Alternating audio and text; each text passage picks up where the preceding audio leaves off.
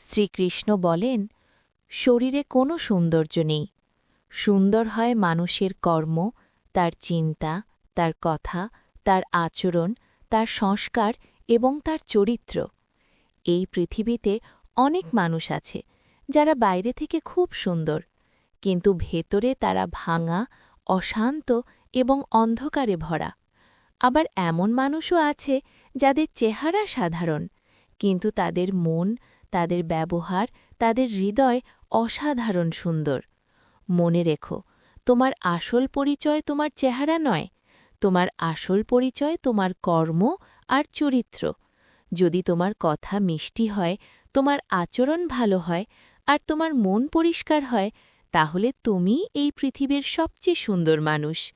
তাই আজ থেকেই চেষ্টা করো বাইরে নয়, ভেতর থেকে সুন্দর হতে, কারণ সত্যিকারের সৌন্দর্য কখনো নষ্ট হয় না।